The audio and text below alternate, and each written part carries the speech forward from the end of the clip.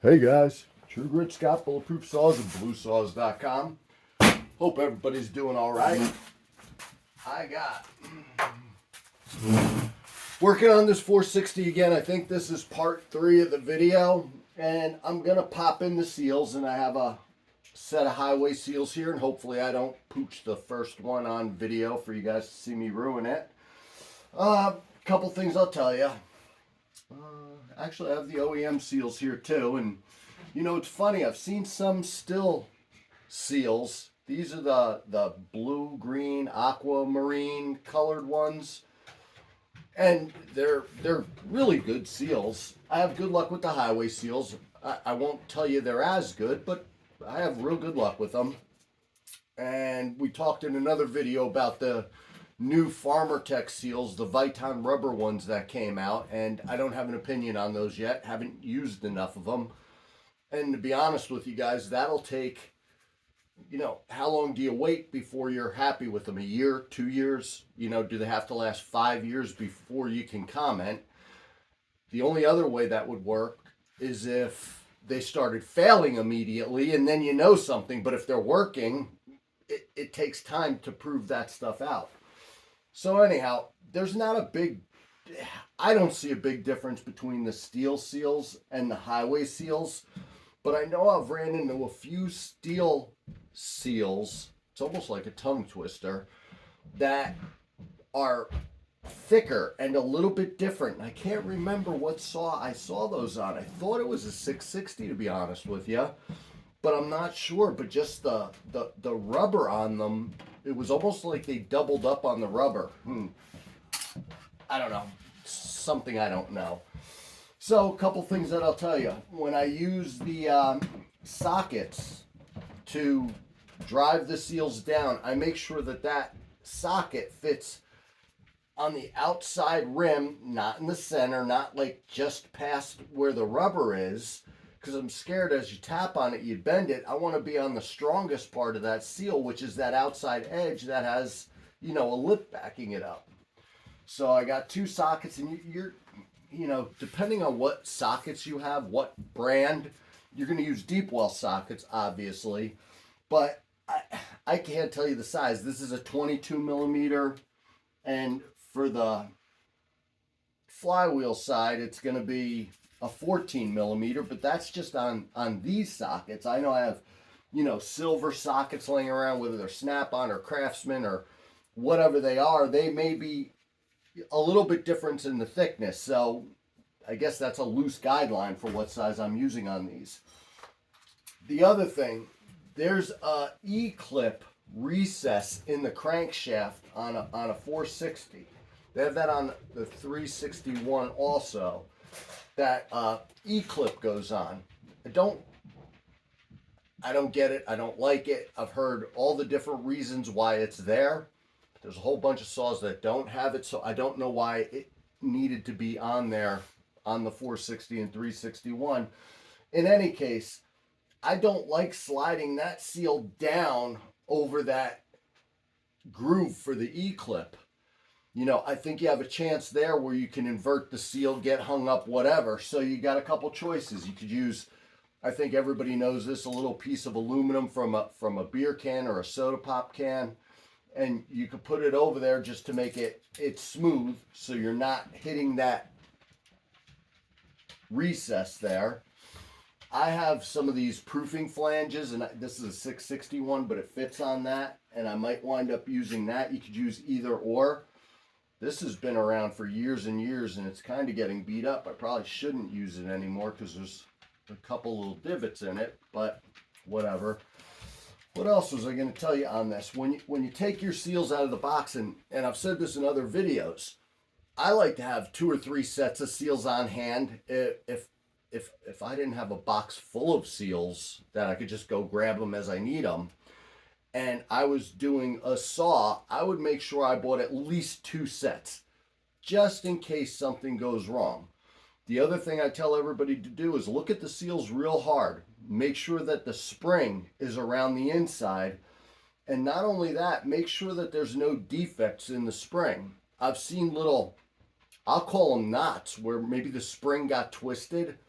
I wouldn't use that seal. If they're not perfect, don't use them. A little, you know, not tear, but a manufacturing defect in the rubber, I won't use it. The seals have to absolutely be perfect, or don't bother using them. And they're so cheap. It doesn't hurt you to buy 3 sets of them, have them sitting there, and if you don't use them, whatever. You spent, $6 extra. Sucks. But what's worse is going through, having one invert on you. And I've had guys tell me, yeah, I inverted it. The spring popped out. I pulled the spring off the crank and I popped the spring back in. And I'm sure you could do that. As soon as that happens, it freaks me out. I won't use the seal either. And I don't think I'm being a prima donna there. I just, for something so inexpensive, it makes sense to me to have as many as you need to get it done right, and to not accept any defects. And if you inverted it, listen, you could put it back together. There's no doubt that you can. However, once that rubber was flipped, is it kind of funny then? Did you crease the rubber? Did something happen? So I won't use them. The other thing I was talking about that I don't think you guys are going to like is I have some extra tools as I do seals. What I find is that if I use I think I left it over here. Good. I use a little brass hammer. I don't have to use a hammer because I'm hitting it on a seal, so you could use whatever you have. You use a piece of wood for all I care. I just happen to use the brass hammer all the time, which probably isn't the best thing because the face of this has been beat on so many times it's not perfectly flat. And it'd be nice to have something perfectly flat where you're gently tapping in a seal. What invariably happens to me, at least, is that one side will go in a little further than the other, and I find it hard to chase it with the round socket and get it in. I could do it, and I've done it. However, it's a little bit easier for me to grab. These are punches that I made them out of a coil spring. They're for blacksmithing, and I'm not going to get onto that tangent, but when you're punching a hole in metal for something to make a joint, I have different sizes for different holes that I want to make in a piece of metal. So that's what these are originally for, but I have different sizes of them that can fit in between the crank and the outer race of the bearing, how I need it to be to hit that in there. So I grab all 3 of the ones that I use all the time. They're perfectly flat, and then I could tap where I need to set that seal. It's kind of a different way to do it. I think the best way to do it is there's actually tools, or you could machine one real quick, out of a piece of metal where it fits tight over, say, a 12 millimeter crank. And then it instead of being, a circle there, you have your hole for your 12 millimeter crank, and then it's flat all the way out. And that would probably be the best thing. And I'm going to have to make some up. I just haven't, because I've done it this way for so long. I should make the tool or buy the tool or acquire the tool. I've just done it this way for so long. I keep doing it. I'm going to pause you guys. I'm going to remember to bring you in close this time so you can see what I'm doing. One of the problems that I'm going to have is when I do this, usually I keep the crankcase in my lap just because it's easy for me to work in my lap. So I'm going to try to do it sitting up on here, which I feel is odd, and maybe I need to. And again, this chain brake is going to get in my way because I'm not going to be flat down. So maybe we'll switch and I'll video my lap for you guys if I have to. But we'll see how it goes here. I'll pause you, won't talk too much, and I'll get to that.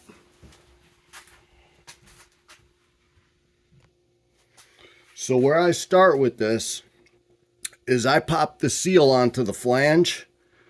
And I put a little 2-stroke oil on the flange, get that oiled up real nice, and then it's real easy to pop that right down onto the crank. If I was using the piece of aluminum can, I would do the same thing. I would pop that seal, and it's actually easier to pop onto here because you can angle the aluminum can a little bit, slide the seal down onto it, and then pop that on there. So either way you do, it's fine. So I pop that down onto the crank, and then, I've pooched so many of these when, years ago when I first started doing them. I think I rushed a bunch. And if you don't take your time, it's easy to mess up, and then you wind up doing them fine, and then you get cocky. So I try not to be too cocky as I do them, because it's a real easy way for me to goof it up. Are we in video? I guess you guys could see that. Hopefully my hands aren't blocking you guys too much. I'm going to try to stay out of the way as much as I can and trust that this video's coming out.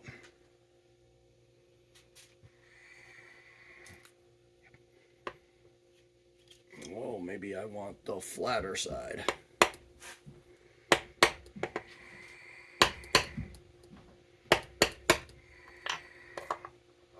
You see right there, you can see I got one side of it a lot more than another, and maybe you could see in the video why that happened to me. And what can happen? You'll get one side in deeper than the other, and you'll try to bang on that side, and what I've had happen when using the sockets is, even though I got this tilted over and I'm really trying to only hit on that side, the other side will go in on me. So I started using my little blacksmithing punches, and I just found it a little bit easier to do. And, you know, the bottom of that's flat. I hope you guys could see this. And I'll wind up using that, and shoot, I could use a smaller hammer. Again, I don't have to use my brass hammer. I got hammers I prefer. A little ball peen hammer, because it doesn't really matter. And what I like about using these is it puts me, I could line right up with the bearing race. Have half on the seal, half on the bearing race. And pop it down. And I could even, maybe you could hear that on video. I could hear when I'm even. What you don't want to do when you're popping these seals in is you don't want to have it uneven or crooked. It's got to be sitting square, flush, however you want to say it.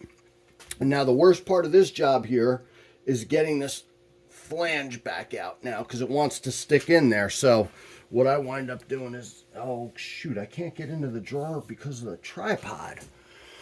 Anyhow, I can't get into the drawer with the tool, but I'll take not channel locks, but something along those lines, and get it on there and spin that back and forth and pop it out of there. I'm going to pause you guys because I got to move the camera so I can get into the drawer.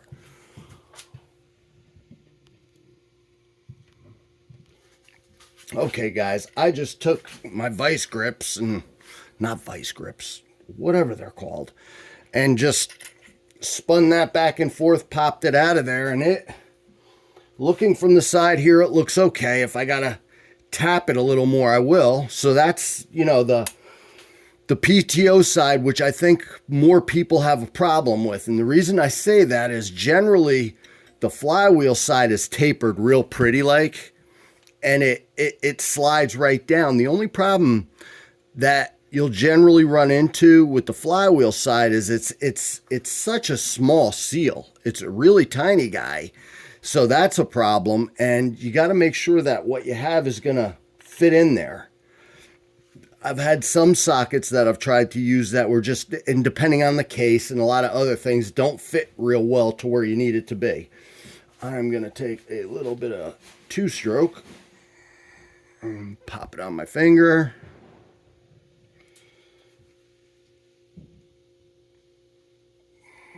Get that a little bit slick.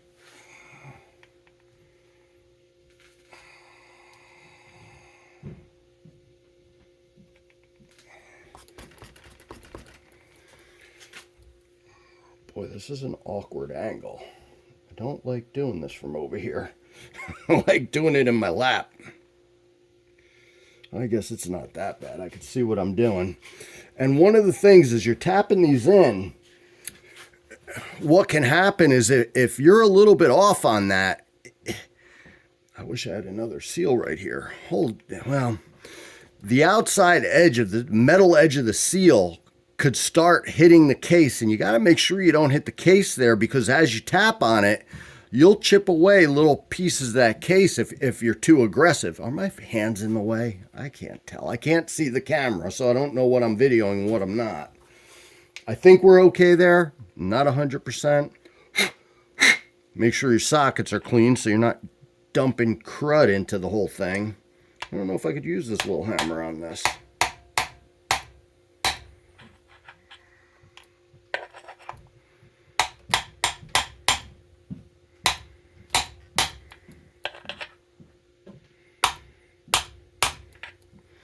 And then this is where I'll go. And again, I told you I have different sizes of these punches, and you can make something up with, you know, piece of flat.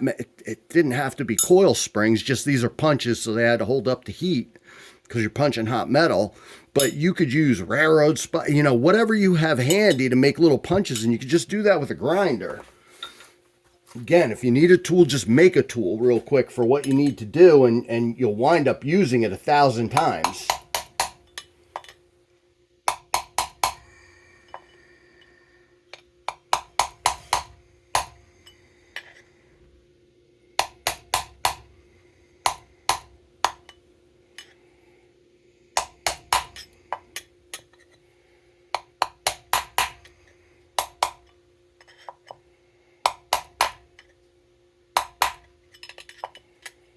And got a little dirt in there. I think we're good. I'll wind up spinning that a little bit, blowing my dirt out of there and going from there. And that's as easy as seals are. I'm going to pause you guys. I'll talk to you guys and then end the video before it gets too long. Okay, guys. That's how I do seals. I think a lot of guys, you know, they want to build kit saws, and I realize this is a rebuild of an OEM saw, and it's different. But in doing the kit saws, and maybe I'll do a video on that, because a lot of the videos are very out of date. They're not that the build has changed; it's the same process, but some of the parts we had problems with, you know, 3-5 years ago, we don't have those problems anymore. So the kits go together actually a lot smoother. But what I was getting at is, I think a lot of guys, where they're intimidated is the pressing the crank part and maybe doing the seals part, because if you've never done it, it sounds horrible, and it's really not that bad. And I think that, I'm not going to say the way I do it's the best, but it's a fairly easy way, and I think anybody can do it. If you have a drill press, I think you could press in the crank with an arbor press. There's a bunch of ways to do it. The reason I don't do the hot cold, and I've never done the hot cold, is I've seen guys doing it, and they heat it up and the bearing pops out and they're getting flustered and different things like that. And I believe I've even read in service manuals or IPLs where hot cold, it's an absolute appropriate way to do it. I just don't do it that way, because I could press it in with a press, I could press it in with a drill press, and the drill press is just handy and easy for me. But I think that's what intimidates guys on kit builds. And I encourage all of our customers, listen, you can build a kit. I can't hold your hand through the whole process from beginning to end, but we're here to help you guys. And I'll give you all the best information that I can. And I think you guys all know that. I'll share whatever I can with you. So that was doing seals. What we're going to do next is we are going to pop the top on. I'm going to have to test squish, and I'm pretty sure I don't need a base gasket on this, because it's going to be a stock highway tight nickel cylinder. But I'm going to check the squish, and I guess I could video that. I think there's a bunch of good videos for it anyway, but I might as well go through the whole process. So I'll do squish on it, figure out if we're going to do a base gasket or no base gasket. We'll go through how I do that, because then the next step, I think, is probably the most important step for me. I pressure test the saw at that point. So I just have I don't have the rear handle in, I don't have anything else on the saw. I immediately pressure test it, because what if, you know, in doing that video I pooched this gasket, or it didn't work out and I got a leak somewhere. I want to know it before I get further into the build. So I immediately do a pressure test. Then I do a second pressure test after I put the handle on. I have the impulse on, the intake boot, because I want to just make sure that my intake boot and my impulse line and everything else are good. So I actually do 2 pressure tests. Maybe it's overkill. It's easy enough for me to do, and it's only a couple minutes, and I think I made a video on pressure testing.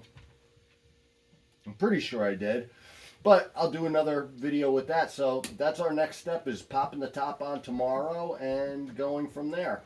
This is a slow rebuild just because it takes me a while to want to do the video for you guys.